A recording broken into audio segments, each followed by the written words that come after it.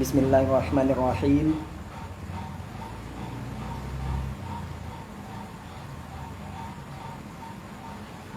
Wasubuhu, dan yaitu waktu subuh yang kelima. Wa waktuha, dan adapun waktu salat subuh, mim ba'di waqtil isya'i, itu setelah waktu isya. Waktu subuh itu setelah waktu isya. Bisa. Sampai kapan? Ila tulu'i syamsi, sampai terbenamnya sampai terbitnya matahari. Tulu' terbit. Ila tulu'i syamsi, sampai terbitnya matahari. Oleh karena itu, fatajibu, maka wajib hadhil furudu, fardu-fardu ini, fi awqatiha, di dalam waktu-waktunya itu sholat.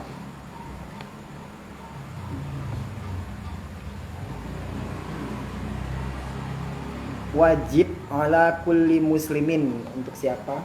Untuk setiap orang muslim. Kriterianya ini orang muslim itu seperti apa? Baligin, yang pasti baligh. Akilin, juga berakal. Tohirin, dan juga bersuci.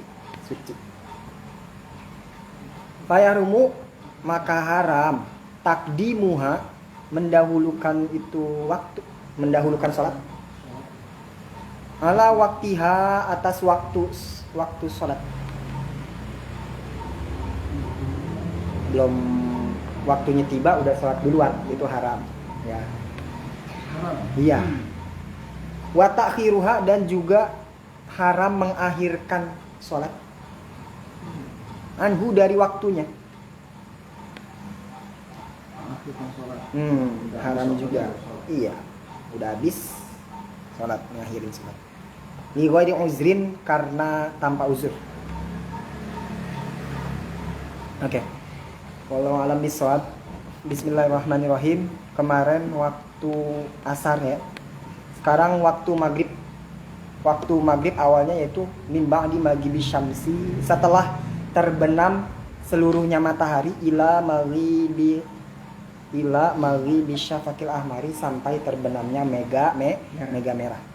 Nah, itu waktu maghrib. Berarti waktu maghrib itu kalau asar sudah selesai, berarti otomatis maghrib pun waktu maghrib masuk. Sudah boleh melakukan sholat maghrib. Itu maghrib. Sampai kapan? Ila maghribi syafaqil ahmari, sampai terbenam mega merah. Jadi kalau kita lihat tuh jam 6:30 atau jam 7 kurang, itu masih ada mega merah. Nah, kalau mega merahnya di langit benar-benar udah nggak ada ya, udah gelap aja, udah nggak ada merah-merah gitu. Nah, itu berarti sudah masuk waktu isya. Itu pertanda akhir waktu maghrib. Akhir waktu maghrib. Ya. Maghrib. Nah. Waktu maghrib pun sama kayak seperti waktu asar, mempunyai waktu-waktu seperti waktu fadilah, waktu ikhtiar, waktu jawaz, dan waktu darurat, juga waktu uzur ya. Karena sholat itu kan termasuk kewajiban yang muasa. Sholat itu wajib ya. Tapi kita harus tahu wajibnya itu apa, harus dilaksanakan sekarang atau gimana, atau sekali saja atau berulang-ulang. Kalau kita suruh murid ya, kita misalkan, kamu hapuslah papan tulis. Nah, itu si murid harus hapusnya sekarang ya. Terus kalau hapusnya sekarang pun apa harus berkali-kali ya? Apakah sekali saja? Nah, itu pertanyaan itu, masalah-masalah itu timbul dari perintah. Seperti sholat, diri karena sholat. Berarti di situ ada pertanyaan kapan sholat ya, waktunya kapan. Terus apakah udah? kita sholat sekarang sini udah nggak bakal sholat lagi, apa berulang-ulang kayak gitu, ya kan?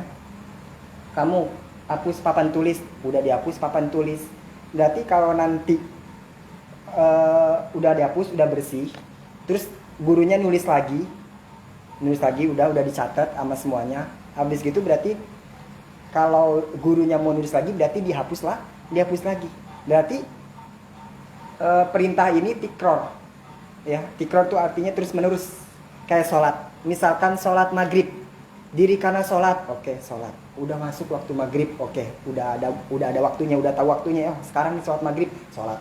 Terus apakah ntar sholat lagi? Apa udah sholat maghrib sekarang aja?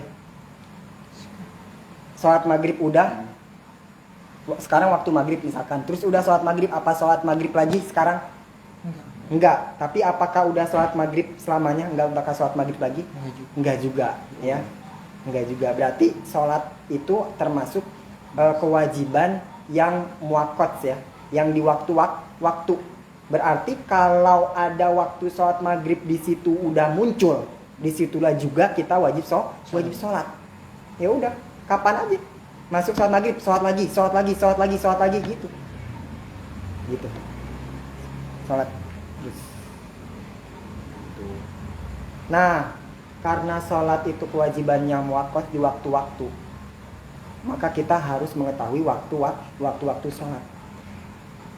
Dan juga sholat fardu itu termasuk sholat yang mempunyai waktu yang muasa, ya, longgar. Karena longgar waktu sholat berarti kita boleh milih, ya kan? Waktu yang kita sholat kapan, boleh di awal, boleh di tengah, boleh di akhir, boleh milih, nggak apa-apa ya. Asalkan kalau kita mau mengakhirkan sholat ntar aja, berarti harus ada uzur. Uzurnya apaan? Harus ada uzur. Dan juga syaratnya harus ngazam. Misalkan kita mau entarin sholat, entar aja, berarti harus ngazam tuh niat, ntar nih abis gini mau sholat kok, kayak gitu. Enggak los aja enggak sholat kayak gitu. Harus ada syarat, harus ada niatnya gitu. Ntar nih abis gini nih, gue mau ngetik dulu, ngerjain tugas dulu nih, ntar mau sholat gitu. Harus ada itu, itu syaratnya, mengakhirkan sholat. Karena memang sholat itu muasa, longgar. Jadi boleh untuk kita kapan saja sholat. Nah, maghrib pun begitu sama seperti sholat asar kemarin, ya. Ada 7 waktu, sama. Ada waktu fadilah. Yang pertama namanya waktu fadilah kapan? Kalau waktu fadilah untuk sholat maghrib sama. Waktu fadilah, waktu utama. Waktu fadilah itu waktu yang apabila dikerjakan di waktu itu, maka pahalanya lebih besar daripada orang sholat setelah waktu itu. Ya, paham ya? Jadi misalkan sholat di waktu setelah sholat fadilah udah lewat nih, kita udah ngelewatin sholat fadilah karena tadi kerja atau sibuk dulu.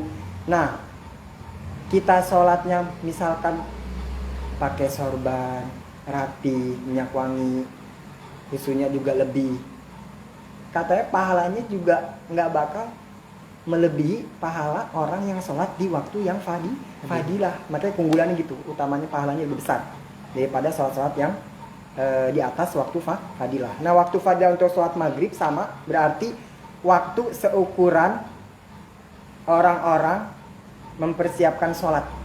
Kalau sholat kan berarti azan maghrib, ya, azan maghrib.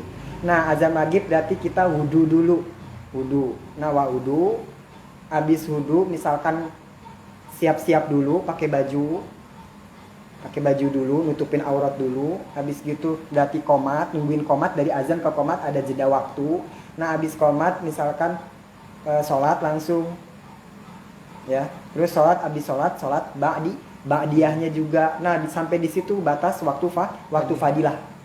Itu kira-kira 25 menit, ya, atau 20 menit itu waktu fadilah, sampai situ doang. Waktu yang kalau kita kerjain sholat di waktu fadilah itu pahalanya lebih besar daripada sholat di setelah waktu fadilah. Misalkan sholat maghrib jam 6 pas, misalkan jam 6 pas sholat maghrib. Nah, waktu fadilah itu misalkan waktu orang azan, terus kita wudu, terus sholat sunnah qobliyah maghrib dulu, terus qomat, sholat maghrib, terus abis sholat maghrib wiridan, abis wiridan ba'diyah maghrib. Nah, setelah sholat ba'diyah maghrib selesai, disitulah berakhir sholat fadilah. Udah, sampai situ sholat fadilah. Sholat orang yang apabila ngerjain di waktu itu berarti pahalanya lebih besar. Misalkan jam 6 berarti mungkin sholat fadilahnya maghrib itu jam setengah 7 kurang 5. Di situ sampai sholat fadilah. Itu sholat fadilah. Sholat fadilah, sholat maghrib di waktu fadilah. Terus waktu ikhtiar. Waktu ikhtiar berarti setelah waktu fadilah, berarti jam setelah waktu fadilah. Setelah waktu fadilah ya. Terus ada waktu jawaz bila karohah. Masih boleh melakukan sholat bahkan tanpa ada kemakruhan. Berarti dari waktu ikhtiar sampai mungkin jam kurang karena waktu maghrib sempit ya. Maksudnya nggak terlalu banyak, berarti dari waktu ikhtiar ke waktu jawaz itu dikit, mungkin 5 menit atau 10 menit gitu. Nah itu waktu jawaz bila karohah. Nah terus ada waktu jawaz boleh melakukan sholat tapi ada kemakruhan. Masih boleh sah melakukan sholat, masih termasuk ada sholat ada, tapi ada kemakruhan. Berarti walaupun sholat komplit memakai sorban atau husu, tapi ada di waktu kemakruhan. Berarti nilai sholatnya berkurang karena sholatnya ada di waktu makruh. Waktu makruh. Sholat di waktu makruh. Jadi sholat yang hanya boleh melakukan sholat itu. Jadi nggak boleh ngelakuin apapun, sholat langsung sholat itu aja. Misalkan isya jam 7. Nah jam 7 kurang 5 kita ngerjain sholat itu, sholat maghrib di waktu makruh. Jadi bener-bener sholat yang harus langsung dikerjain sholat maghrib aja. Jangan sunnah qobliyah dulu, jangan langsung aja sholat maghrib. Sekitar jam 7 kurang 5 misalkan. Jawaz belakang. Terus ada juga waktu haram. Kira-kira dikit lagi mau azan, baru kita sholat maghrib. Jadi sholat di waktu haram berarti waktu di mana orang mengerjakan sholat tanpa keseluruhannya. Jadi belum rapi sholat maghrib selesai, entah itu baru takbir, entah itu baru 1 rakaat sholat maghrib, baru 2 rakaat, langsung udah ada azan isya. Itu namanya kita sholat di waktu yang haram. Waktu yang haram. Itu waktu haram. Jadi sholat dikerjakan di waktu yang haram. Terus ada lagi waktu darurat. Sholat yang dilakukan di waktu darurat berarti sholat orang yang hanya mendapatkan takbiratul ihram. Baru takbir misalkan sholat maghrib jam 7 kurang 3 menit misalkan, baru takbir dapat langsung azan isya. Itu namanya orangnya sholat di waktu yang darurat. Waktu darurat termasuk waktu yang haram. Masih sah sholatnya sah. Masih ada, masih sholat ada, tapi dia sholat di waktu yang haram. Waktu haram. Terus ada lagi waktu uzur. Nah ini waktu uzur apa nih? Jadi waktu uzur itu orang yang melakukan sholat maghrib di waktu isya. Waktu maghrib kan dari terbenam matahari sampai mega merah ya. Nah waktu uzur itu orang yang nggak ngelakuin sholat maghrib pada waktunya, di luar waktu sholat maghrib. Tapi karena ada uzur, yaitu uzurnya perjalanan, makanya dijamak.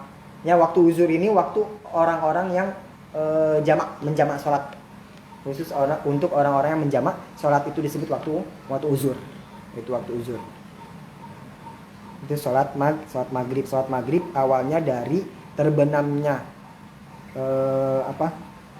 matahari ya, sampai terbenamnya mega merah. Jadi di langit-langit udah nggak ada merah-merah lagi. Itu berarti udah isya. Nah kapan berarti waktu isya? Waktu isya'in dan adapun waktu isya min maghribis syafaqi, dari yang tadi, dari akhirnya waktu maghrib, dari terbenamnya mega merah. Dari terbenamnya mega merah. Itu. sampai apa? Sampai terbitnya fajar shodiq. Itu waktu isya. Isya. Sama waktu isya juga ada waktu fadilah, waktu ikhtiar, jawas, waktu haram, waktu uzur, sama seperti sholat maghrib. Misalkan waktu isya misalkan jam 7:30 ya, waktu isya. Nah, waktu fadilah itu mungkin dari, kalau waktu cukup untuk azan, wudu, sholat sunnah qobliyah isya, sholat isyanya, terus wiridnya, terus ba'diyah isya, kira-kira rapi jam berapa tuh? Mungkin sholat orang-orang balik sholat isya ya, kira-kira jam 8 kurang 5 ya. Nah, itu waktu fadilah. Waktu fadilah itu selesainya itu semua. Udah azan, qomat, udah sholat sunnah qobliyah, udah berjamaah, terus wirid, terus ba'diyahnya isyanya udah. Nah, itu habis waktu fadilah udah segitu. Berarti jam 8 kurang 5 atau kurang 10 itu waktu fadilah udah habis. Nah, setelah waktu fadilah berarti waktu ikhtiar. Nah, waktu ikhtiar pokoknya setelah waktu fadilah. Sampai kapan waktu ikhtiar? Sampai sepertiga malam. Mungkin sampai jam 2, setengah 3 kayak gitu. Yang pastilah yang kemarin sholat isya itu waktu ikhtiar. Waktu ikhtiar itu apa? Berarti waktu orang yang mengerjakan sholat isya di waktu dimana dia dipilih lebih bagus sholat waktu itu. Misalkan dia udah nggak dapet nih waktu fadilah karena sibuk tadi isya atau apapun. Nah, dia dapet tuh sholat jam 10, jam 11 lagi nyalse, lagi santai. Nah, itu kalau orang itu melakukan sholat di waktu itu jam 10 atau jam 11, jam 12. Nah, maka orang itu melakukan sholat di waktu ikhtiar, di mana orang itu memang bagusnya memang dipilih. Ikhtiar itu artinya dipilih untuk memang harus sholat pada waktu itu. Ini tidur dulu lah gitu. Kita sholat isya kan gitu. Iya nggak apa-apa. Yang penting sebelum sholat subuh. Iya, pilihannya ya. Iya, itu tidur. Iya, cuman kasih tahu pembagian waktu doang. Iya, cuman misalkan waktu jam 10, jam 11 itu waktu ikhtiar. Ya, sekalian tahajud. Itu waktu ikhtiar, waktu yang memang dipilih untuk sholat waktu itu. Misalkan tadi nggak dapat nih waktu fadilah, udah kelewat, sibuk atau lagi jalan. Nah, misalkan lagi nyalsa jam 9, 10, 11. Nah, itu mending sholat di waktu itu. Karena itu disebut waktu sholat ikhtiar. Memang bagus kita dipilih untuk waktu pada saat itu. Itu disebut waktu ikhtiar. Waktu ikhtiar. Jawas. Nah, waktu jawas berarti setelah waktu ikhtiar. Misalkan waktu ikhtiar jam 3:30 batas akhirnya. Nah, jawas berarti dari jam 3:30 sampai apa waktu jawas itu? Iya, sampai masih ada waktu. Untuk sholat ya. Sampai belum habis banget subuh gitu. Nah, ada juga waktu haram. Kapan waktu haram sholat isya? Ya berarti sebentar lagi banget sholat subuh itu waktu haram. Masih sah sholat sah aja ya. Kalau kita wudu terus sampai tahiyat ya sah aja. Tapi yang jadi pertanyaan di sini waktunya haram. Berarti mengurangi nilai sholatnya. Gitu. Haram. Tapi sah-sah aja gitu. Haram tapi sah. Kayak kita misalkan sholat tapi bajunya dari nyolong, berarti sholatnya sah gak? Sah. Sholat pakai barang-barang yang nggak tahu gitu ya dari siapa, yang nggak tahu, pakai aja dah gitu. Atau bahkan dia nyolong, misalkan nyolong dah. Nah, itu haram ya bajunya. Terus dia sholatnya sah gak? Diulang lagi gak? Sah. Sah. Kenapa sah? Bersih. Bajunya bersih. Syarat-syaratnya. Iya, benar-benar. Yang penting kalau sholat mah bener ya, syarat rukunnya terpenuhi. Sholat mah gitu aja. Tapi yang jadi masalah nilai sholatnya. Iya. Diterima sholatnya atau tidak itu. Ya sholatnya sah, tapi kalau untuk sebatas sholat doang, ya ngapain capek-capek ya. Berarti kita harus lebih jauh dari sebatas sah. Pikiran kita harus lebih jauh daripada udah sholat, daripada gitu doang, daripada udah sholat kita harus lebih jauh lagi gitu. Maksudnya apa? Kita harus lebih memikirkan diterimanya sholat atau tidak. Ngapain capek sholat nggak mikirin diterima sholat apa enggak, ya kan gitu. Kayak tadi sholat pakai baju yang haram, dapat nyolong, dipakai sholat udah rapi, sholatnya sah, balikan lagi gak sholatnya? Nggak usah diulangi lagi, sholatnya sah, yang penting dia nggak kotor bajunya, bener, rukun sholatnya udah pas, sah sholatnya. Tapi untuk qabulnya sholat atau tidak itu kita harus lebih jauh pandangan kita, bukan sekedar sah sholat, udah sholat doang gitu, capek-capek dong ya kan. Kita harus lebih memikirkan diterima sholat atau tidak, kayak gitu. Nah, tanda-tanda diterimanya sholat atau tidak itu, ya itu dari barang-barang kita, dari hati kita, ujub gak, sombong gak, lagi sholat, ada sholat, kayak gitu, ya kan. Sholat mah sah aja sholat. Ya kalau sholat, mungkin kalau syarat sah sholat dilihat dari perasaan orang lagi sholat, ya riak gak tuh sholat, ujub gak, mungkin semua orang nggak diterima kali, semua orang mungkin kagak sah sholatnya, bukan diterima, bahkan nggak sah sholatnya. Misalkan, wah ada riak nih, batal, takbir lagi, aduh riak nih, batal, takbir lagi, susah kalau begitu ya, kalau gitu susah. Nah, karena sahnya sholat hanya melihat rukun, syarat, maka sah sholatnya, walaupun barangnya pun yang dipakai haram. Ya kayak gitu, sama kayak waktu sholat, walaupun dikerjain di waktu yang haram, baru takbir langsung azan isya, terus sholatnya sah gak? Sah. Kalau diterusin, kalau sampai tahiyat, kalau bisa gitu terus dibatalin, ya itu Udah lain lagi dah. nggak, malah dibatalin itu dosa. Iya, Harus terusin, udah. Itu cuman waktunya doang haram. Sholatnya sah, kalau sampai rapi sah sholatnya. Tapi orang itu mengerjakan di waktu yang haram, gitu. Waktu yang haram, sholatnya sah tapi dikerjakan di waktu yang haram, yang memungkinkan bahkan pasti berkurangnya nilai sholat. Bahkan memungkinkan khawatirnya tidak diterima sholat. Ya, khawatir.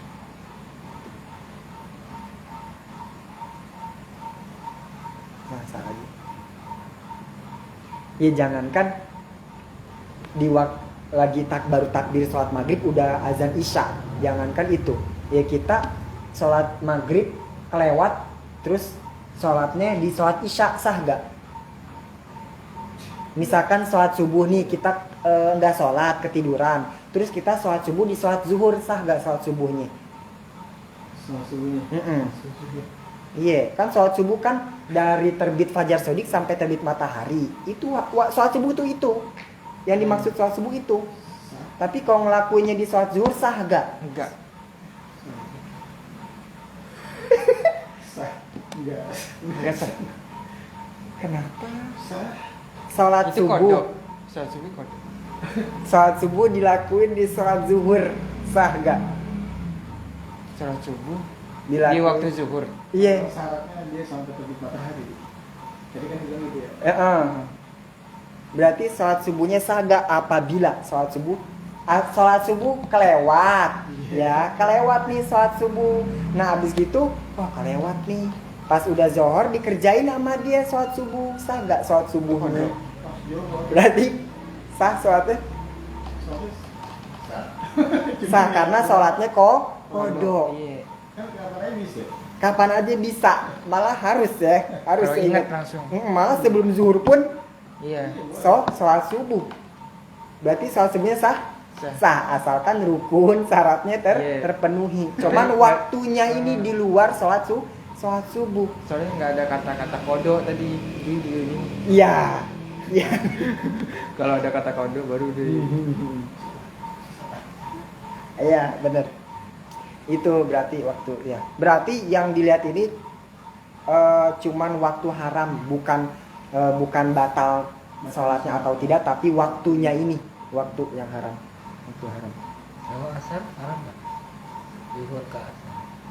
Zuhur di asar. Subuhnya di asar. Salat zuhurnya di asar. Boleh. Saya boleh. Waktunya haram. Tapi itu kenapa sholat zuhurnya di asar? Apa sengaja gue sholat zuhurnya? Itu padilan nggak ada. Ikhtiar nggak ada. Nggak ada, bukan di waktu zuhur. Udah nggak ada Waktunya waktunya. haram udah. Lu pilihnya haram. Kalau dia emang sengaja sholat zuhurnya mau di sholat asar berarti itu dia kalau nggak ada uzur berarti itu dia haram. Tuh, wayah rumu di sini juga takdimu wa takhiruha. Padahal nggak ada alasan apa-apa uzur kecuali di perjalanan, nggak apa-apa. Itu disebut jamak takhir, sholat zuhur di sholat asar. Tapi kalau sholat zuhurnya kelewat karena tidur, ya itu mah harus emang kodok namanya di luar sholat. Kodok namanya. Kalau nggak kes di waktu sholat itu namanya kodok. Ya itu mah harus malah. Sah aja, yang penting rukun syaratnya dipenuhi dan kalau ada uzur. Kecuali kalau bangun nggak tidur, nggak di perjalanan, tapi gue mau sholat zuhurnya di asar aja, itu berarti nggak boleh, haram tuh. Fayarumu takhiruha, akhirnya haram. Itu dia. Itu. Berarti yang haram ini waktunya, ya waktunya. Ya yang memungkinkan sholatnya juga haram, tapi sah, gitu ya, sah. Jadi di sini ada perbedaan antara haram dan sah ya, benar? Perbedaan antara kata haram dan sah, gitu. Iya. Ya. Kenapa haram jadi sah gitu? Iya. Padahal Jadi kita tahu haram sesuatu yang haram itu sesuatu hal dan sah itu hal yang lain. Iya. Gitu ya. Haram itu suatu hal dan sah, hukum sah itu ya hal yang lain. Jadi beda haram dan sah. Haram dan sah. Ya wudu pakai air, airnya nyolong, airnya dari orang. Sah gak wudunya? sah. Rukun-rukunnya ya. Sah. Wudunya sah. Pakai air haram loh. Soalnya air ya sah. Emang sakit ke air. Tapi airnya haram. Sah gak wudunya? Sah. Nilainya yang kurang. Tapi airnya kalau air kencing. Itu nyolong. Nih, misalkan lah ini air ya. Air bersih nih, istimewa. Ini kita antara haram sama sah ya. Perbedaan itu memisahkan antara suatu hal haram dan suatu hal sah. Misalkan kita wudu pakai air, airnya air orang, ada keran tuh, keran orang, pakai wudu. Wudunya sah gak? Sah. Kenapa? Karena kalau airnya rukun-rukunnya haram. betul, sah.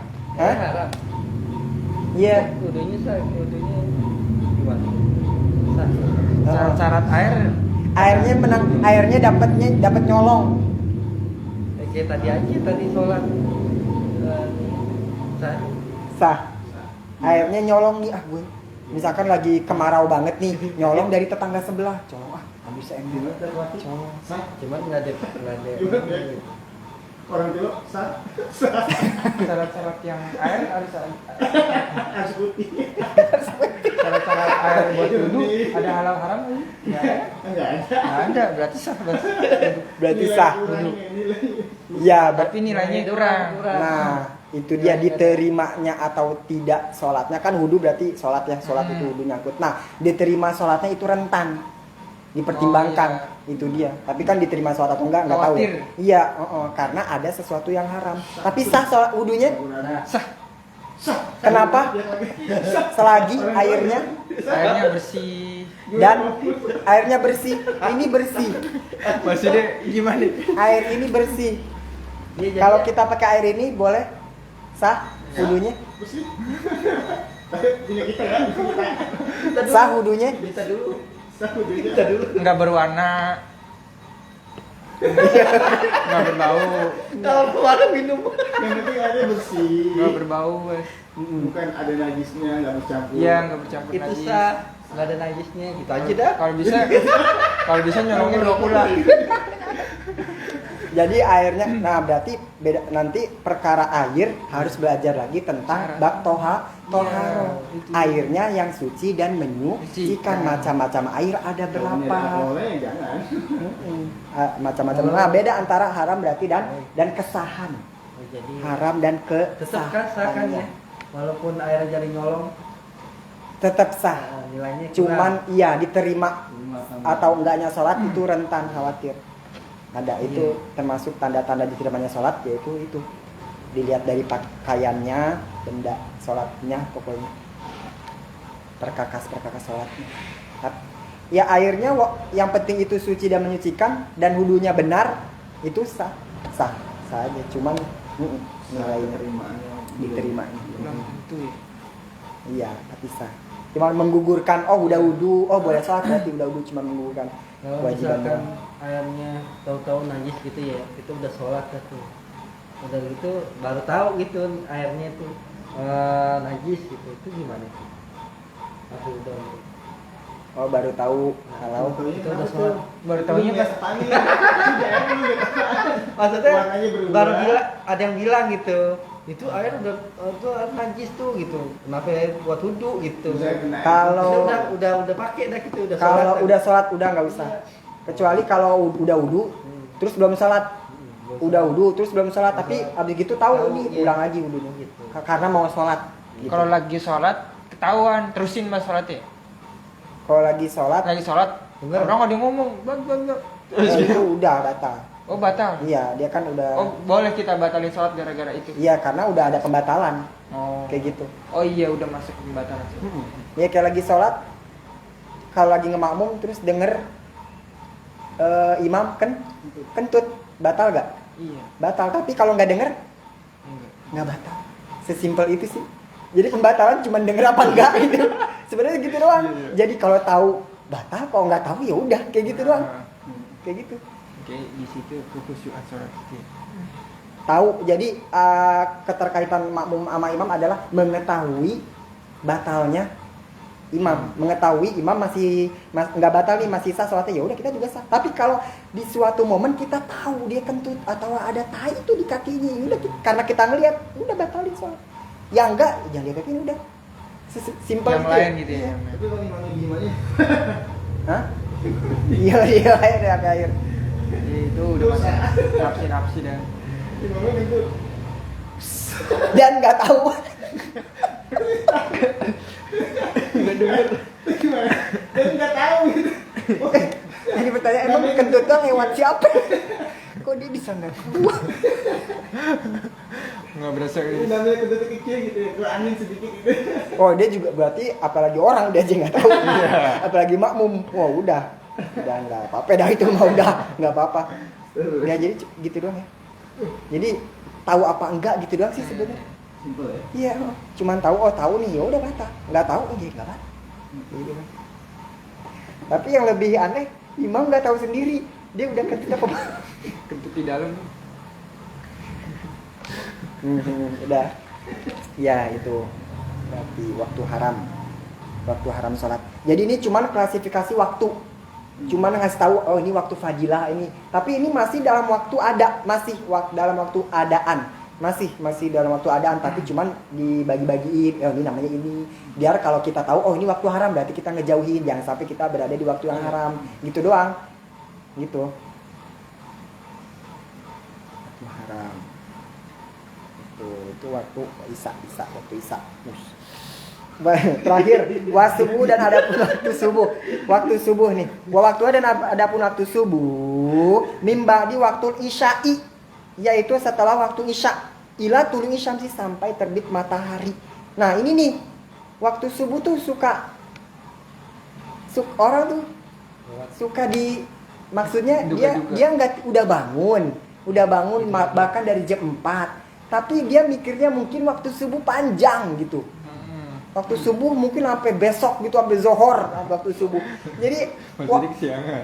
iya, jadi udah bangun. Bahkan dari azan subuh pun dia dengar bangun pokoknya. Nah, karena subuh mungkin dia taunya waktunya panjang. Ya, panjang. Jadi ditantarin padahal waktu subuh ada waktunya, yaitu tulu'i syamsi sampai terbit matahari. Nah, ini yang jarang orang tahu terbit matahari kapan. Terbitnya matahari. Kalau sekarang mungkin jam 6 kurang 5 itu udah abis gitu berarti udah kodok. Udah nggak boleh sholat subuh, udah waktu haram. Jam 6 kurang 5 guys. Jam 6 kurang 5. Nah, jam 6 kurang 5 setelahnya itu waktu haram sholat. Waktu haram sholat. Kecuali kita kodok, nggak apa-apa langsung dilakuin subuh itu. Itu banyak yang nggak tahu. Nih. karena kita udah mengetahui sholat ya, waktu sholat. Nah di sini diceritain yundabu disunatkan takjilu sholatin, menyegerakan sholat walau isya, walaupun waktu isya ya, walaupun waktu isya. Karena kita suka dengar waktu isya tuh ada yang ngomong waktu isya tuh sunnah diakhirin ya, kita pernah dengar ya, mengakhirkan sholat itu isya itu sunnah. Tapi di sini dijelasin disunatkan menyegerakan sholat walaupun waktu isya. Iya, karena ada hadis afdalul amal as-sholatu li awali waqtiha. Keutamaan amal itu adalah sholat. Sholatnya kapan? Di awali waqtiha, di awal waktu. Nah, sunat juga takhirwa, mengakhirkan sholat an awalihi, dari awal waktu sholat. Tadi katanya sunat menyegerakan sholat, tapi di depannya ada lagi. Pertama sunat menyegerakan sholat nih, ada azan langsung ya, sunat kita. Kalau kita menyegerakan sholat kita dapat pahala sunat. Nah kedepannya ada lagi sunat, tapi sunat juga mengakhirkan sholat. Tadi di awal sunat menyegerakan sholat, tapi di depannya ada lagi, tapi sunat juga mengakhirkan sholat. Kapan? Seperti apa skemanya? Litayak kuni jamaata, kalau kita yakin ada jamaah. Asna'au, di tengah-tengah waktu. Misalkan ya, waktu isya ya. Waktu zuhur misalkan. Waktu zuhur misalkan jam 12 pas misalkan. Nah, udah azan. Kita tahu bahwa berarti harus menyegerakan sholat nih. Tapi karena kita mau jamaah ya, kita mau jamaah, langsung sholat apa nungguin orang dulu ya? Mau jamaah nih tapi nggak ada orang, langsung sholat apa nungguin orang dulu nih mau jamaah? Nah bagusnya orang itu kalau dia yakin ya, kodenya kalau dia yakin, kalau yakin ntar bakal kebiasaan, orang-orang tuh ntar pasti bakal ada orang kok nih, orang-orang pasti datangnya jam segini nih, jam 1 sholat azan zuhur jam 12. Nah bakal ada jamaah jam 1 kurang, orang-orang udah pada rapi nih jam 1 kurang. Nah kita nggak apa-apa sunat ngakhirin sholat zuhur, nggak apa-apa, nggak disegerain langsung sholat zuhur, nggak apa-apa, sunah malah mengakhirkan. Yang penting kita nanti yakin bahwa nanti jam 1 pas bakal ada jamaah. Itu sunat mengakhirkan sholat. Iya. Tadi yang pertama sunat menyegerakan sholat, sunat azan udah, ayo sunat menyegerakan sholat. Tapi kalau kita pas azan terus nungguin nggak ada yang ngejamaah nih, tapi ada jamaah tapi ntar jam 1, nggak apa-apa, tungguin aja ntar. Kalau misalkan dia udah yakin tapi nggak ada, tetap nggak ada itu gimana? Udah berarti nggak yakin dong. Nah, udah yakin nih, ada yakin. Itu satu, terus jual duit. Nggak ada, ternyata nggak ada orang. Itu apa itu? Nah berarti ya Udah, sholat sholat itu aja. langsung aja. Misalkan mau nungguin lagi ntar lagi. berarti nggak yakin, di sini kodenya yakin. Berarti kalau udah nggak ada itu langsung sholat hari itu juga. Itu sunat mengakhirkan sholat. Tadi ini rada unik ya. Yang pertama sunat nih menyegerakan sholat. Tadi ada hadis nih sunat menyegerakan sholat. Tapi ada lagi di depannya sunat juga mengakhirkan sholat. Kalau kita nanti yakin bahwa ntar bakal ada jamaah.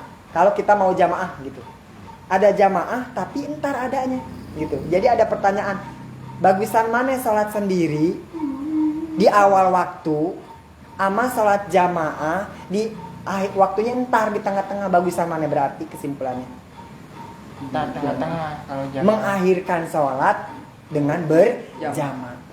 Kayak gitu. Oh, berarti udah tahu nih ya. Insyaallah. Padahal bagus ya. Ini bentrok loh. Bentrok antara sunnah menyegerakan sholat dan sunnah berjamaah, ini bentrok. Bener gak? Bener? Antara sunnah dua-duanya. Al waktu aja. Nah berarti udah ada nih kodenya jamaah. Berarti yang jamaah itu bos masuknya fadilah. Yang di awal waktu. Bukan yang di tengah-tengah, kita nungguin dulu nih, ntar. Nah berarti pertanyaannya yang lebih gahar lagi, gimana sholat di waktu fadilah tapi sendiri, ama iya. sholat di akhir waktu tapi jamaah. Enggak di awal waktu ya, entar di tengah-tengah waktu tapi jamaah, bagus sama nih berarti. Sholat di tengah-tengah waktu ya, Waktu, ya. dengan berjamaah ya. Kalau di akhir waktu mungkin lebih milih waktu fadilah aja ya, walaupun sendiri. Misalkan kita jam setengah 3 ada jamaah jam setengah 3 nih, sejamaah yang mana ya? Ada jamaah setengah 3 terus fadilah tapi sendiri, bagusan mana berarti? Setengah 3 lewat, bagusan mana? Jam 3 kurang seperempat jamaah dibanding sama waktu fadilah tapi sendiri, bagusan mana? Jamaah. Fadilah sendiri. Berarti itu bagusan yang fadilah tapi sendiri karena itu udah termasuk akhir. Akhir kalau jam 3 kurang seperempat. Kan di sini asna'ahu tengah-tengah sholat, berarti jam 2 itu masih enggak apa-apa, setengah 2 dah. Setengah 2 itu masih enggak apa-apa. Jangan sampai mengakhirkan sholat jamaah tapi akhir sholat buat apa? Yang penting tengah-tengah aja, tengah-tengah, misalkan jam 1, setengah 2 gitu. Ada setengah-tengah. Iya, tengah-tengah.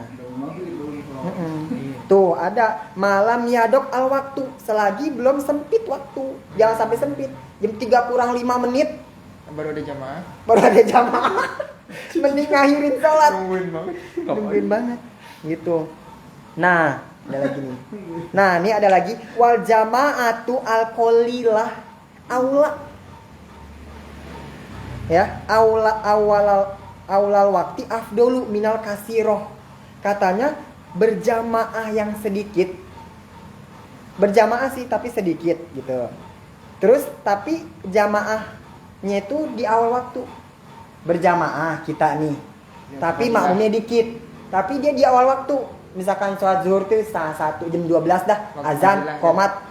Di waktu fadilah azan qomat udah makmum, tapi dikit makmumnya nih. Nah, bagusan mana? Ama jamaah yang banyak tapi di akhir waktu. Jam yang mana ya? Jamaah banyak nih, jamaah makmumnya banyak tapi jam 1. Dibanding ama jamaah tapi sedikit tapi di awal waktu. Azan qomat langsung jamaah tapi makmumnya dikit. Dibanding nanti kita sholat zuhur jam 1 berjamaah tapi banyak jamaahnya. Kita mau yang mana? Bagusan yang mana? Jam 1. Karena banyak. Karena banyak. Karena banyak kan. Nah, di sini katanya wal jamaatu al qalilah afdolu minal jamaah al kasiroh. Berarti kita udah tahu ya. Soalnya ini saru ya antara kebaikan dan kebaikan. Jadi katanya jamaah berjamaah walaupun sedikit tapi di awal waktu. Ingat, berjamaah walaupun sedikit tapi di awal waktu. Di awal waktu tuh ya di awal waktu azan, orang azan qomat ya udah jamaah tapi makmumnya sedikit. Walaupun jamaah sedikit tapi di awal waktu itu lebih afdol, lebih utama daripada berjamaah banyak tapi di akhir waktu. Itu dia akhirnya terungkap sudah. Berarti itu dari jamaahnya ya, dari paling. Oh, hitung dari. Berarti di sini kayaknya lebih ke awal waktu. Awal waktunya daripada jamaah yang banyak tapi di akhir waktu. Jadi di sini lagi memprioritaskan waktu. Iya, lagi memprioritaskan waktu sholat, ya kan? Benar? Iya, benar, lagi memprioritaskan waktu sholat. Jadi berjamaah sedikit, tapi di awal waktu sholatnya lebih utama daripada jamaahnya banyak tapi entar-entaran, kayak gitu. Ya. Tapi kalau tadi gimana? Nggak jamaah sama sekali, sendiri, munfarid, gimana? Kalau tadi munfarid, lebih baik munfarid tapi di awal waktu apa entar berjamaah dong itu ya. Di sholat sendiri di awal waktu tapi bagus. Terus apa entar nungguin jamaah tapi entar jam setengah 2 gitu. Tapi di tengah-tengah waktu bukan di akhir, lebih milih bagusan namanya kira-kira. Awal waktu. Awal waktu tapi Sendiri. Iya. Bagus awal waktu. nah bagusnya katanya sunat mengakhirkan. Nah, kalau dalam skema ini diprioritaskan berjamaah. Berjamaah karena tadi sendiri. Karena tadi sendiri bener-bener sendiri, bener-bener nggak berjamaah. Berjamaah sedikit. Iya. Tapi Jadi bagus juga kan, tapi Hah? maksudnya bagus. juga, Mas. Bapak gimana? Karena di awal waktu Bapak Nah, gimana? cuma lebih afdol. cuma lebih Afdol. iya, lebih, Jamaah itu lebih kan. afdol kita nunggu entar. Tapi nggak sampai akhir waktu Bersihin, enggak. bersihin. Entar dikit misalkan jam 1 ada berjamaah. Gitu ya. Ada berjamaah gitu. Karena Sedikit jamaah lebih bagus. iya, daripada- karena ada dulu bukan sholat. ini sahabat Ubaidullah bin Umar katanya kedatangan tamu habis maghrib habis sholat Ubaidullah bin Umar kedatangan tamu habis maghrib nih kira-kira jam 7 kurang kedatangan tamu asik ngobrol baru keinget Ubaidullah baru inget bahwa dia baru aja ngelewatin sholat isya azan udah kemana lagi namanya lagi ngobrol ada tamu nggak ngeh. Nah pas inget-inget tuh bener-bener pas waktu isya. Nah langsung dia bergegas ke masjid. Nah sampai dia pindah dari satu masjid ke masjid lain nyari berjamaah yang masih berjamaah sholat isya. Kedatangan tamu baru ngeh bahwa dia tuh Habis maghrib baru apa banget. habis sisa? Apanya? Datangnya Waktu maghrib. Nah karena tamunya lama di rumah, nah baru inget bahwa itu tuh dia baru aja yang kelewatan sholat isya. Sholat isya tuh dikumandangin, baru di sholat isya. Nah sampai dia langsung ke masjid, dari masjid satu ke masjid yang lain dia nyari dari masjid satu udah rapi, ke masjid yang lain lagi udah rapi, ke masjid lain saking mau berjamaah. Dan menurut dia itu adalah nasib dia yang paling naas. Ubaidullah bin Umar itu salah satu orang yang nggak paling telat berjamaah, nggak pernah lalai sama berjamaah. Sampai ada tamu dan dia keinget baru kelewat sholat isya, langsung dia lari ke masjid, dari satu masjid ke masjid yang lain, saking mau kali aja di masjid lain sholat isya belum rapi, dicari udah rapi, dicari udah rapi. Nah dia habis gitu pulang datu ke rumah dengan perasaan yang sedih gitu. Katanya itu nasib yang paling naas dia, paling naas nggak berjamaah, sedih banget dia nggak berjamaah sholat isya. Nah karena dia gitu, nah dia ngomong sendiri, oh karena sholat jamaah itu 27 derajat ya pahalanya, 27 derajat dari sholat sendiri. Nah dia ada inisiatif begini, oh ya udah ntar malam saya sholat aja 27 kali. Saking dia nggak mau, nggak mau hilang tuh, nggak mau hilang pahala 27 derajat, nggak mau hilang. Kata dia ya udah malam ini bakal 27 kali sholat. Sampai begitu, saking ketinggalan tuh sholat berjamaah 27 derajat. Nah habis gitu dia tidur, dia mimpinya dia lagi ngendarin kuda bareng sama satu kelompok kuda kenceng lagi ngendarain. Nah kelompok yang lain tuh udah ada di depan dia jauh banget, jauh.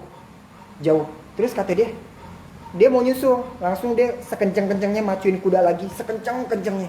Tetap nggak bisa nyusul kelompok kawanan kuda yang depan, nggak bisa nyusul. Padahal dia udah paling kenceng banget, dikencengin lagi tuh kudanya, nggak bisa nyusul. Terus kelompok yang di depan salah satunya nengok ke belakang, nengok ke Ubaidullah bin Umar. Ngomong tuh orang yang nengok ke belakang, kata dia, sekuat apapun kamu memacu kudamu tidak bakal bisa menyusul kami, kata dia. Kata sekelompok orang yang di depan, sekuat apapun kamu pacu kudamu tidak akan bisa menyusul kami. Nah pas bangun tidur nangis langsung Ubaidullah bin Umar. Berarti segitulah 27 derajat berjamaah. Nggak bisa dibalas mau 27 kali sholat, mau berapapun sholat, nggak bisa berarti. Padahal dia udah sholat 27 kali, dia ngimbangin 27 derajat, nggak bisa. Dimimpiin dia masih kalah jauh sama kelompok-kelompok lain yang berjamaah gitu. Katanya kamu mau berpacu kuda sekuat apapun nggak bakal bisa nyusul kamu. Maksudnya dia kan udah sholat 27 kali nggak bakal bisa ngalahin 27 derajat. Itu jamaah. Makanya katanya tadi nyambung ke waktu sholat tadi. Jadi sholat sendiri walaupun di awal waktu lebih baik berjamaah tapi di tengah-tengah waktu, bukan di akhir ya, di tengah-tengah. Lebih bagus ntar aja tungguin dulu jam 1, ntar katanya gitu, lebih bagus berjamaah gitu. Walau alam di surat Al-Fatihah. Oh, bismillahirrahmanirrahim. Alhamdulillahirabbil alamin. Arrahmanirrahim. Maliki yaumiddin. Iyyaka na'budu wa iyyaka nasta'in. Ihdinas siratal mustaqim. Siratal ladzina an'amta 'alaihim ghairil maghdubi 'alaihim